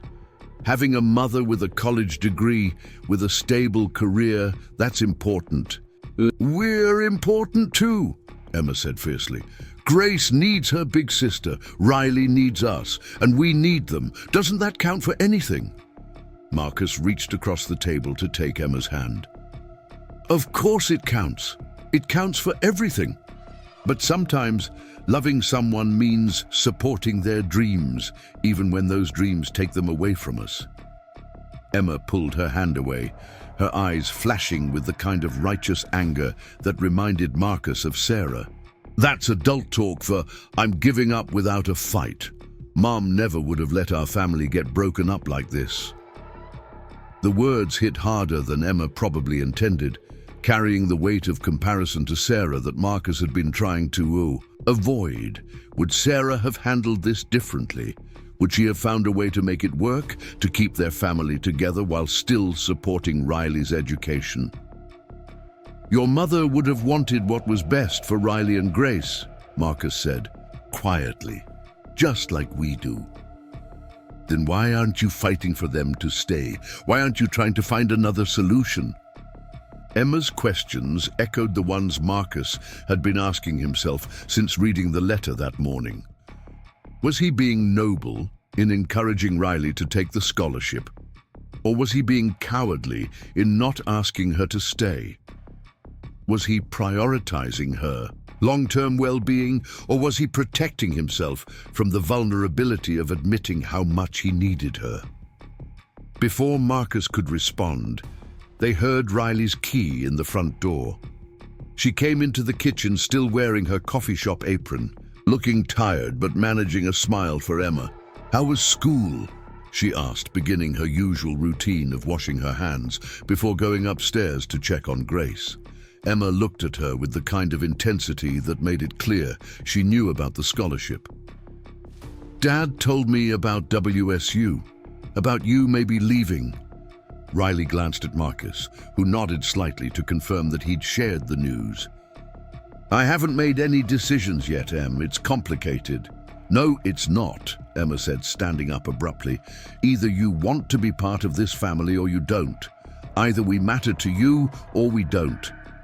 Emma, Marcus said sharply, that's not fair. But Riley held up a hand to stop him. No, she's right to be upset. This affects all of us. She sat down in the chair Emma had vacated, looking suddenly much younger than her 19 years. Emma, you and your dad and Grace, you're the most important things in my life. The thought of leaving you breaks my heart. Then don't leave, Emma said simply. But what if staying means I never get another chance like this? What if it means Grace grows up watching her mother struggle to make ends meet, always wondering what might have been if I'd had the courage to pursue my education? The conversation continued for another hour, all three of them trying to work through the complex emotions and practical considerations that Riley's decision involved. Emma argued passionately for keeping their family together, pointing out all the ways they'd supported each other over the past months. Marcus found himself in the difficult position of advocating for something he didn't want, encouraging Riley to consider the scholarship while every fiber of his being wanted her to stay. Riley listened to both perspectives, asking questions, and sharing her own fears about both choices. If she stayed, would she always regret not taking the opportunity? If she left, would she be able to maintain the relationships that had become so central to her happiness? The discussion was interrupted by Grace, waking from her nap, her cries carrying down from the nursery. Riley went to get her, returning with the baby, who immediately brightened at seeing her family gathered in the kitchen. For a few minutes, the tension was broken as they all focused on Grace, who seemed delighted to have everyone's attention. "Look at her," Emma said, tickling Grace's feet and earning a gurgling laugh. "She's going to grow up thinking this is normal, having people who love her this much. Do you really want to take that away from her?" Riley's face crumpled slightly. "Emma, that's not fair." "Why not? It's true. Grace has never known anything but being surrounded by people who adore her. She thinks Marcus is her grandfather. She thinks I'm her sister. Are you going to explain to her when she's older that we weren't really family, that it was just temporary?" Marcus could see that Emma's words were hitting their mark, that Riley was struggling with the same questions about family and belonging that had been troubling all of them. But he also recognized the emotional manipulation in his daughter's argument, the way she was using Riley's love for Grace to influence her decision. "Em," he said gently, "Riley has to make the choice that feels right for her future, not the choice that makes us happy in the short term." Emma turned on him with frustration. "Why are you being so reasonable about this? Don't you want them to stay? Don't you love them?" The questions hung in the air, cutting straight to the heart of everything Marcus had been trying not to examine too closely. Of course he loved them. He loved Riley with an intensity that had surprised him, loved the way she'd brought light back into his life after years of functioning in the shadows of grief. He loved Grace as if she were his own daughter, loved watching her discover the world, loved the way her face lit up when he walked into a room. But love, Marcus had learned, wasn't always about getting what you wanted. Sometimes it was about wanting what was best for the people you cared about, even when that meant sacrificing your own happiness. "Yes," he said quietly. "I love them, both more than I thought possible, which is exactly why I can't ask them to give up this opportunity." The admission seemed to take some of the fight out of Emma. She slumped back in her chair, looking suddenly much younger than her 14 years. "I just don't want our family to break up again. I can't lose another mom." Riley's eyes filled with tears at Emma's words. She shifted Grace to one arm and reached for Emma's hand with the other. "Sweetie, no matter what I decide, you're not losing me. We'll always be family, even if we're not living in the same house." "It's not the same," Emma said. But she didn't pull her hand away. "It's not the same as having you here every day, as sharing everything together." Riley nodded, acknowledging the truth of Emma's statement. "No, it wouldn't be the same. But maybe it could still be good. Maybe we could find ways to stay close, even if we're not close geographically." The conversation eventually wound down without any resolution, all of them emotionally exhausted by the weight of the decision that lay ahead. Riley took Grace upstairs for her evening routine. Emma retreated to her room to presumably text her friends about the crisis, and Marcus found himself alone in the kitchen, staring at the scholarship letters and wondering how something so positive could feel so much like a disaster. Over the following days, the house carried a different energy. Riley was quieter than usual, clearly wrestling with her decision during every spare moment. Emma oscillated between trying to convince Riley to stay and preparing herself for the possibility that she might leave. Marcus threw himself into work with unusual intensity, partly to distract himself from the situation and partly to avoid influencing Riley's choice through his own emotional needs. The discussions continued, sometimes planned and sometimes spontaneous. Riley talked about her dreams of working with at-risk youth, of using her own experiences to help other young women navigate difficult circumstances. She researched career prospects and salary expectations, trying to quantify the long-term benefits of completing her degree.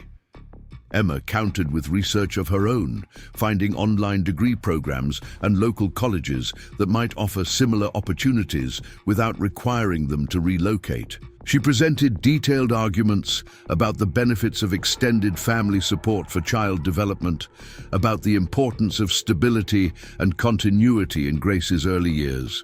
Marcus found himself caught between his role as a supportive partner to Riley and his responsibilities as Emma's father.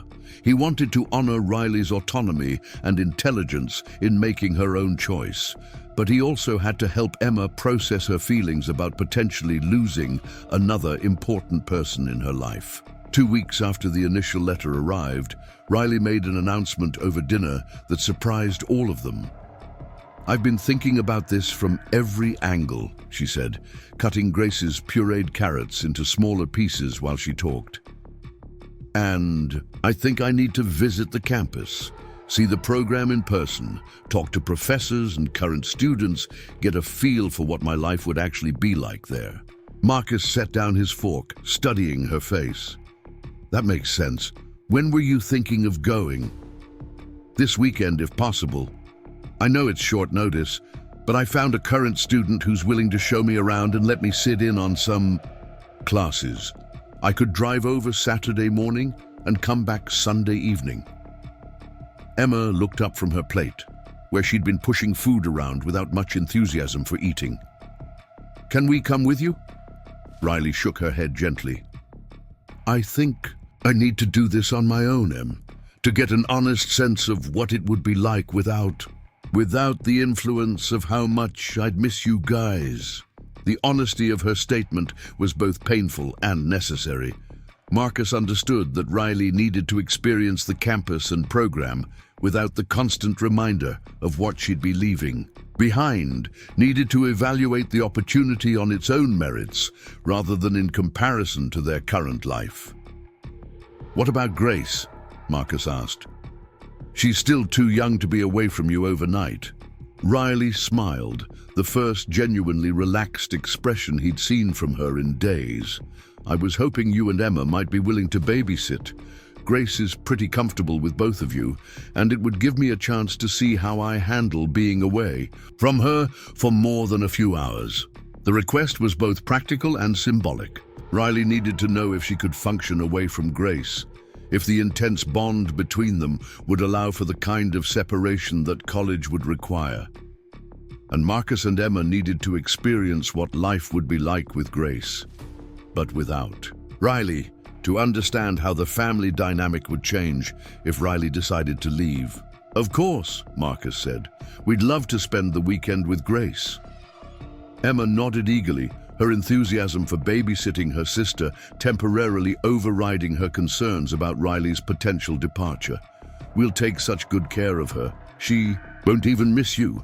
Riley laughed, but Marcus could see the slight wince in her expression at Emma's words. The idea that Grace might not miss her was both reassuring and terrifying.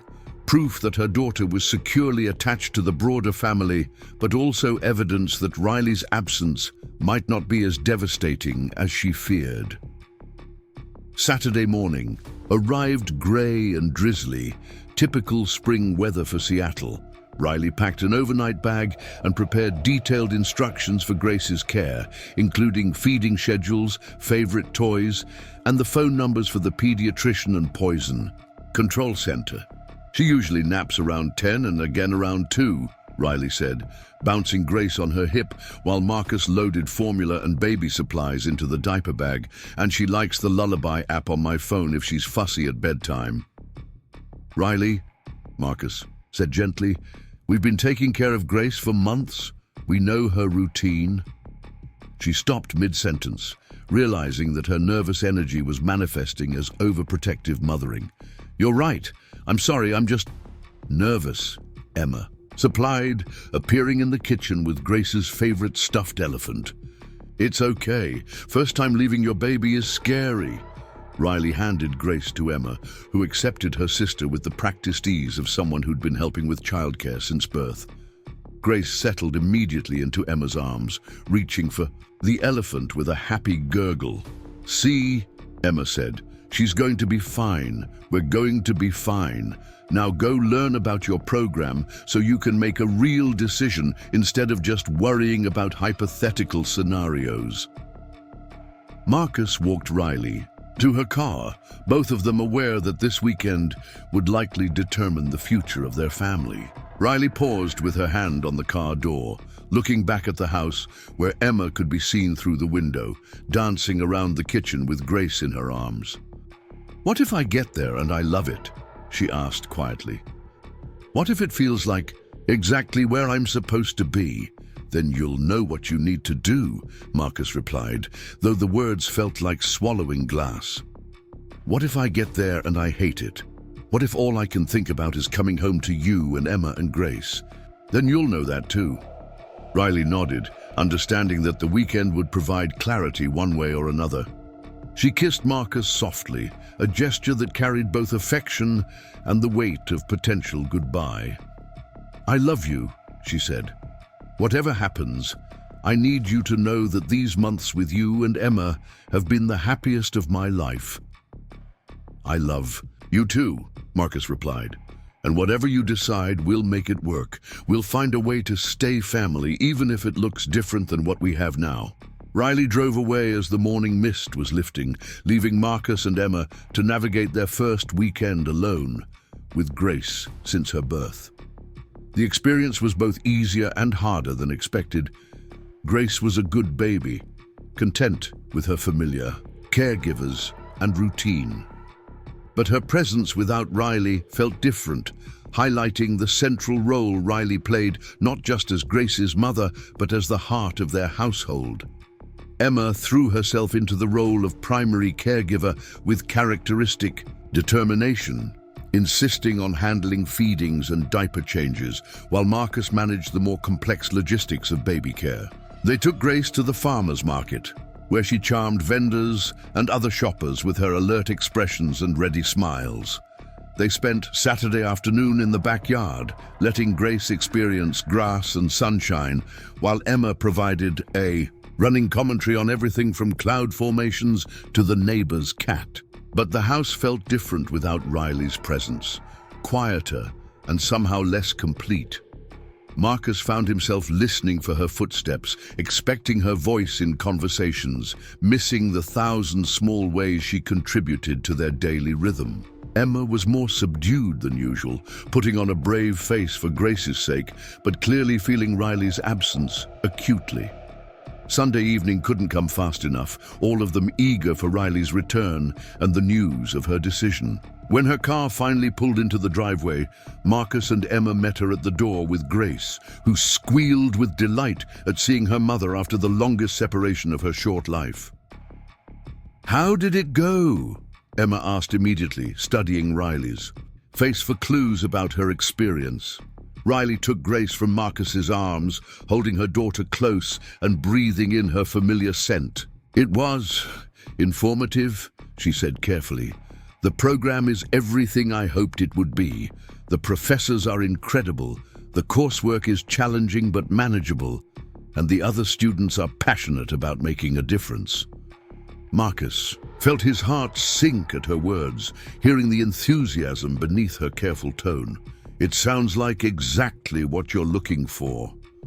Riley nodded, but her expression was complicated. "It is, but there's something else we need to talk about. Something I learned this weekend that changes everything."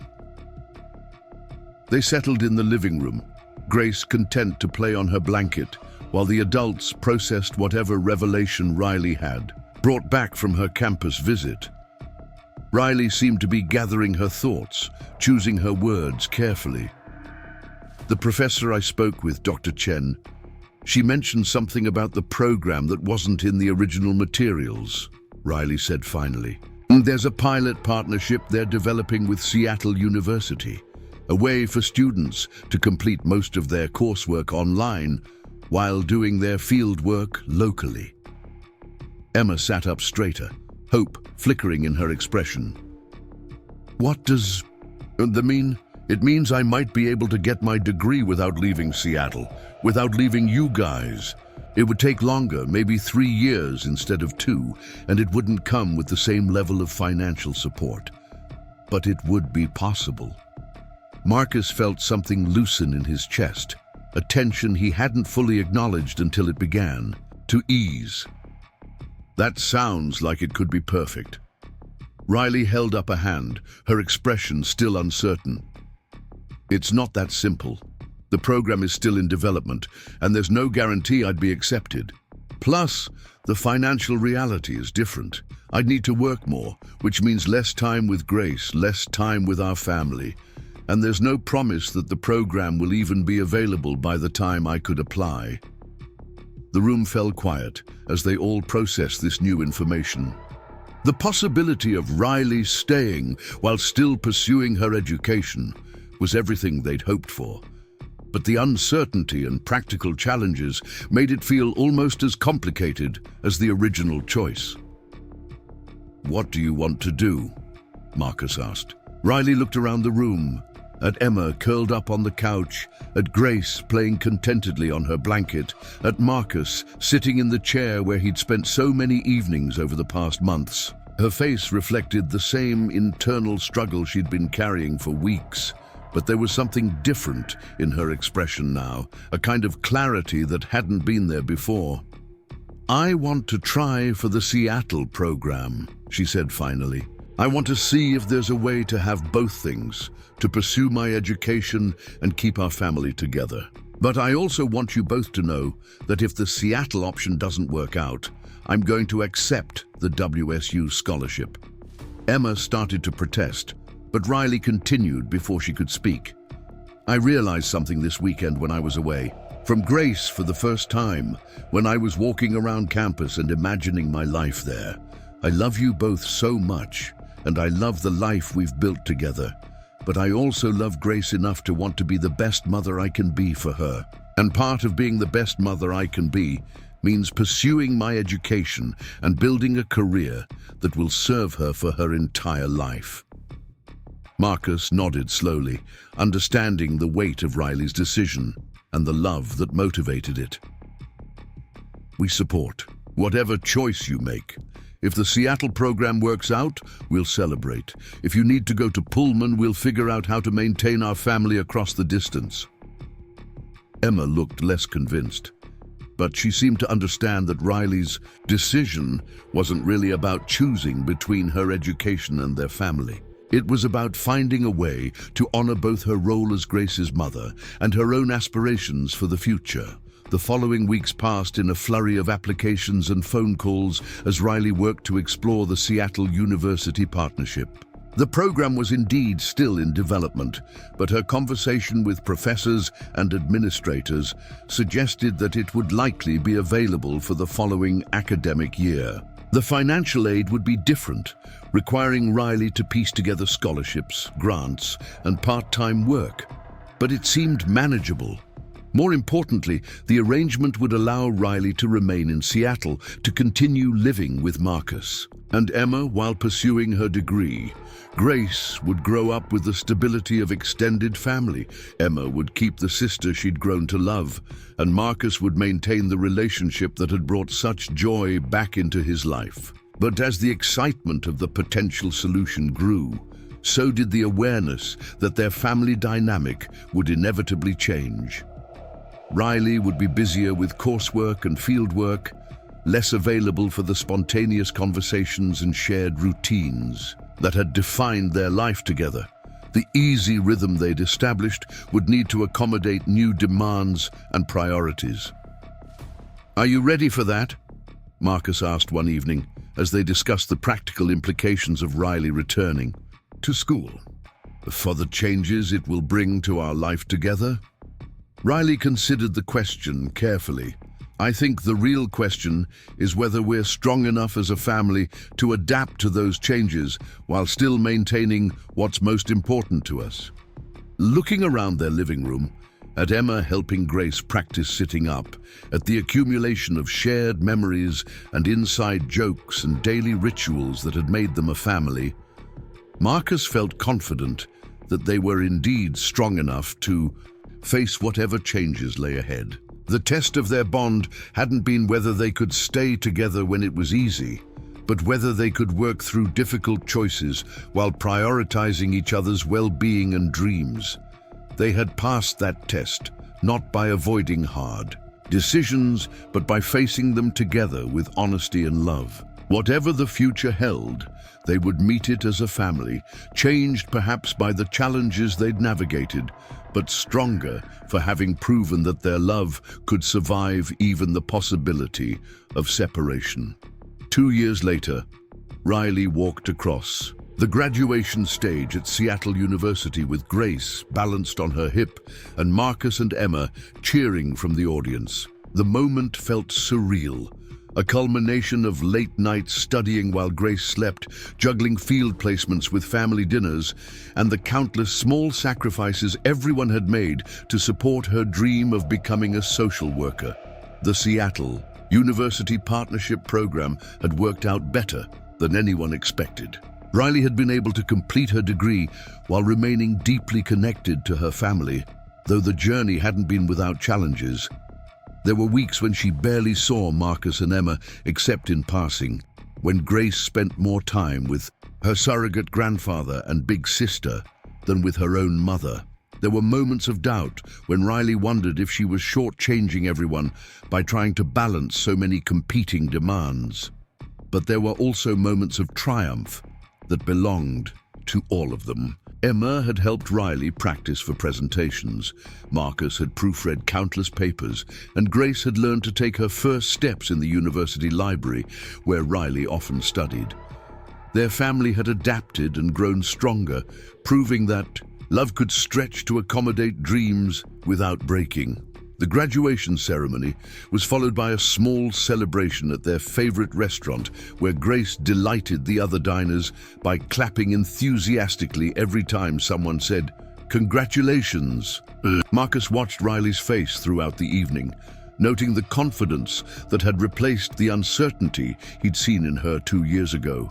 She had accomplished something remarkable, not just in earning her degree, but in proving to herself that she could pursue her goals without sacrificing the relationships that mattered most. That night, after Grace was asleep and Emma was video chatting with friends about summer plans, Riley and Marcus sat on the back porch watching stars emerge in the clear Seattle sky. The conversation that followed had been building for months, unspoken but understood by both of them. "I got the job offer," Riley said quietly, her hand finding his in the darkness. "The position at King County Family Services, full-time, good benefits, working with at-risk youth and their families." Marcus squeezed her hand, feeling pride and something else he hadn't expected. "That's incredible. It's exactly what you trained for." "It means we can finally make this official," Riley continued, her voice carrying a nervousness that surprised him. "I can contribute equally to household expenses, to Grace's needs, to planning for the future. I won't be dependent on your generosity anymore." Marcus turned to face her, seeing tears reflecting the porch light. "Riley, you've never been dependent on my generosity. You've been part of this family from the moment you walked through our door." "I know," she whispered, "but now I can choose to be here, not because I need to be, but because I want to be, and I was hoping that maybe you'd want to make it official too." The proposal wasn't what either of them had planned, but it felt perfect in its spontaneity. Marcus found himself thinking about Sarah, about how she would have loved Riley's strength and determination, how she would have embraced Grace as another grandchild to spoil. He thought about Emma, who had grown into an incredible young woman, and partly because of Riley's influence, and about Grace, who had never known anything but being surrounded by people who adored her. "Yes," he said simply, pulling Riley into his arms. "Yes to all of it. to making it official, to building a future together, to being the family we've already become. The engagement was celebrated with characteristic enthusiasm by Emma, who immediately began planning a wedding that would properly honor their unconventional love story. Grace, now a precocious 2-year-old, seemed to understand that something important was happening and marked the occasion by learning to say, "Daddy." Marcus, a name that stuck despite everyone's attempts to teach her more formal alternatives. The wedding itself was small and perfect, held in their backyard, with Emma as maid of honor, and Grace as an enthusiastic flower girl who threw petals with more vigor than accuracy. Riley's parents had not responded to the invitation, their absence, a reminder of the family that had failed her.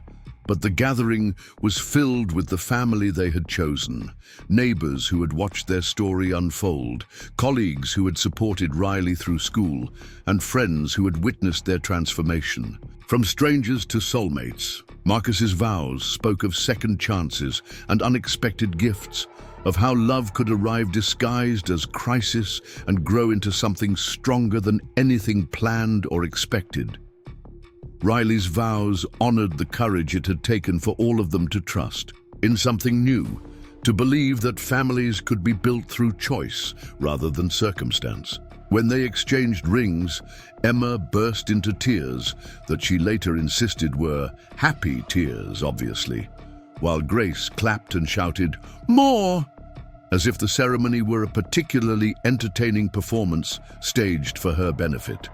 The years that followed brought the ordinary magic of family life. Grace started preschool with the confidence of a child who had never doubted her place in the world. Emma navigated high school with the wisdom of someone who understood that families could be created through love and commitment.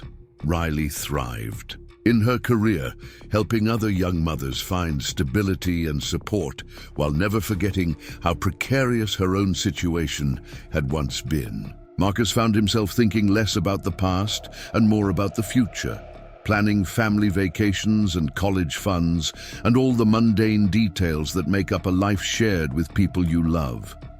The grief over Sarah's death hadn't disappeared, but it had been joined by gratitude for the unexpected ways love could return when you least expected it. The house itself had evolved too, filled with Grace's artwork and Emma's photographs, and the accumulated evidence of a family that had grown organically around shared experiences and mutual support. The guest room where Riley had first slept became Emma's study space when she left for college. The nursery transformed into Grace's big girl room, complete with bookshelves and a reading nook where Marcus still told bedtime stories. On quiet evenings, when Grace was asleep and Emma was away at university, Riley and Marcus would sit together in the living room where their family had first formed around conversations by the fireplace. They would talk about their days, plan for tomorrow, and marvel at the life they had built from the fragments of their separate losses. Sometimes Riley would mention the night Marcus found her by the highway, how impossible it would have seemed.